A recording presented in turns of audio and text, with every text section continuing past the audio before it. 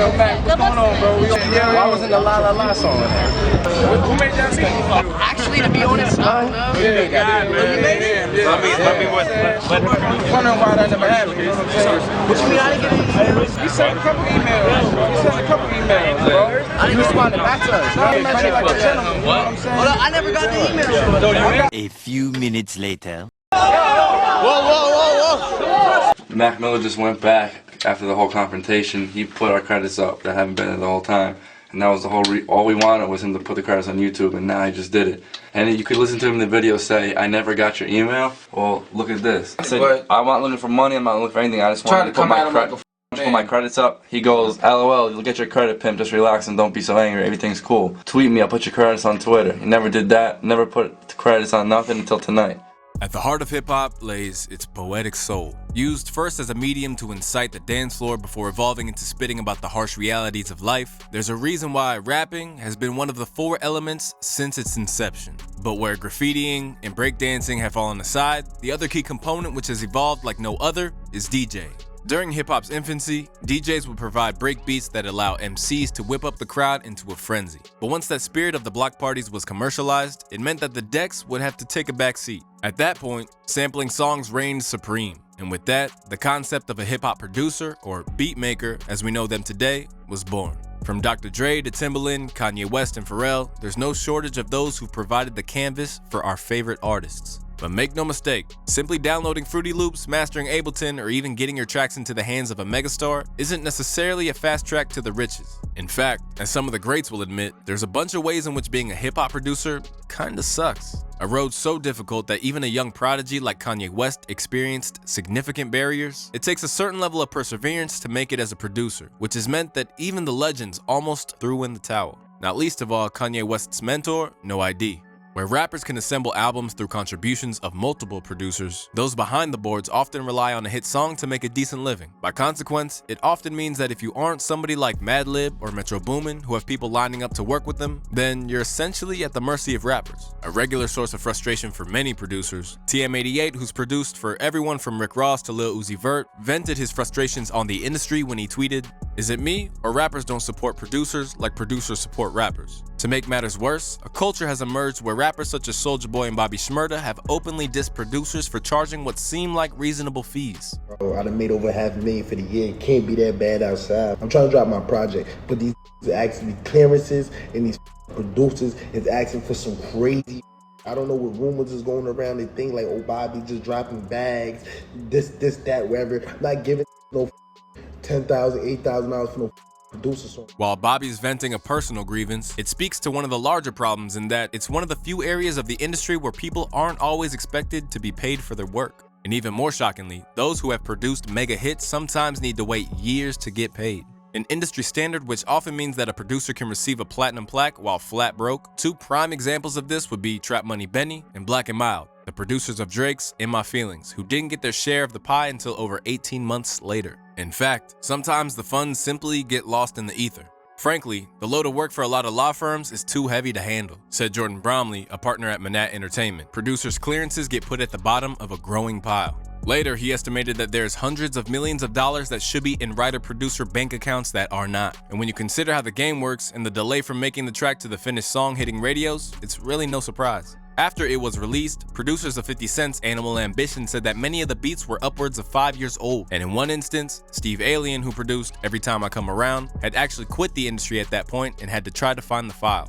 Finding a needle in a haystack would have been easier, he said after G-Unit contacted him years later about the track that he'd sent over as a part of a beat pack. The crazy part is, I wasn't able to locate the original beat and in a panic had to remake it again from scratch. Despite the fact that our favorite artists ultimately can't do their jobs without them, producers always get the sharp end of the stick in this symbiotic relationship. So much so that they can even have their contributions to some of the most groundbreaking projects in recent memory essentially wiped from the history books.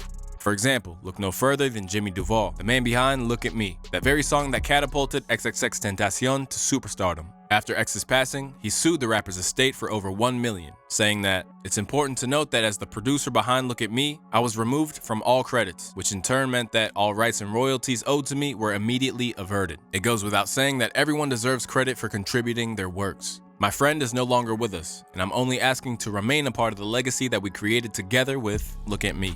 While falling out with a collaborator is one thing, there's other instances where an entire template for a track can be stolen from under a producer's nose.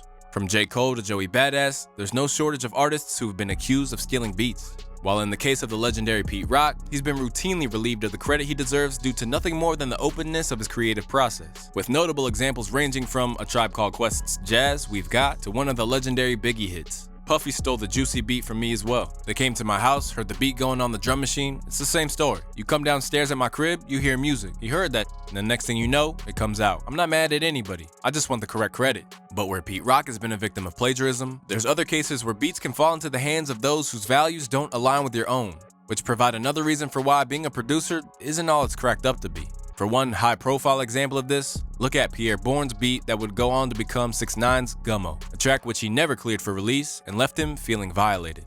I never wanted to have anything to do with that song just because of how they went about releasing it. It was very disrespectful. I didn't want the money. Everyone was shocked because I was like, no, I didn't give him that.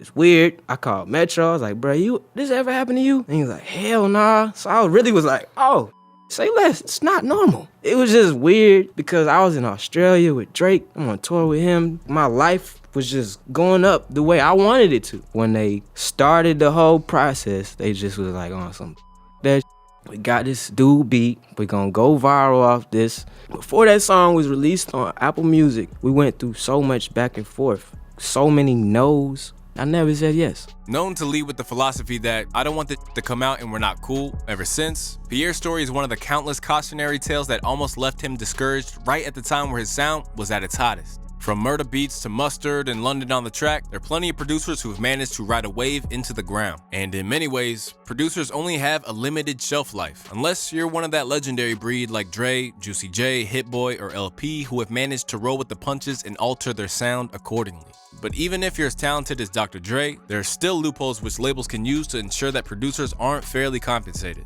For evidence, look no further than Wiz Khalifa's producer, E-Dan. The Khalifa album, I don't know if they called it a street album. They came up with some really clever name that essentially meant everyone involved, you're going to get paid, half what you normally do. I've seen it happen really more often in the last few years. Anything to save a buck for these labels. In the wake of his comments, DJ Burn One revealed that he had a similar experience when it came to a now legendary album, tweeting, RCA got us producers like this on the first Rocky album too. Mixtape. That's why it's not on streaming sites. We gotta eat while they tour off our records. Between accusations of beat jacking and the trickery they endure from labels, calls for a producers union have been getting increasingly prominent. Every person on the XXL cover should have had the producer of whatever song got them on the XXL cover with them on the cover, Sunny Digital tweeted. Take the beats of these hits, and what do we have? But while a union would advocate on the behalf of those who signed up, one issue is that it probably won't work as long as there are still impressionable kids out there. There's always going to be some kid on SoundCloud or at home making beats for the first time that will bend or fold to certain circumstances, said Hitmaker when asked about the prospect of creating new industry standards. However, it isn't all bad, and in some ways, there's more ground to navigate the industry on your terms than ever before. Courtesy of sites like BeatStars, producers no longer need to be summoned to work as a part of a crack team like Puffy's Trackmasters, or sign on to become an in-house producer with a major label to make it. Due to sites like these, they can make inroads without having to go through the usual gatekeeping structure. In fact, the #1 hit of all time, Old Town Road, originated from the BeatStars account of Dutch producer Young Keo, and by July of 2021, they'd paid over $150 million in royalties to independent beatmakers. Even if you're dealing with the majors, there are ways to bend the game in your favor. Namely, steering clear of familiar contractual traps to keep things on your terms in the vein of a Metro Boomin with an admin deal. I don't really with pub deals like that, but a good admin deal is cool. The admin deal is they take a small percentage, like 8%. They collect your money and send it to you. So it's not like the publishing deal, which really they're basically just doing that and they want half of all your money. You still get an advance on that based on what you done or what you got in the pipeline. I had waited to sign one until I had hella. They really just want to be in business with you. In summary, an admin deal can accelerate the process of getting your paper, where otherwise you might remain at the bottom of a pile for a long, long time. From Mike Will Made It setting up his own imprint and working with his own crop of in-house artists, to No ID recently selling his entire catalog for a rumored 8-figure deal, there's ways for producers to get what they're due. However, it requires a level of business acumen that's every bit as important as your skill behind the boards. But whether it's through a union or refusing to send beats until they've had a down payment on the artist's end, it's clear that producers are becoming increasingly aware of not only their intrinsic value, but the options at their disposal as well. So, If they band together, there's no telling how they could transform the industry as we know it.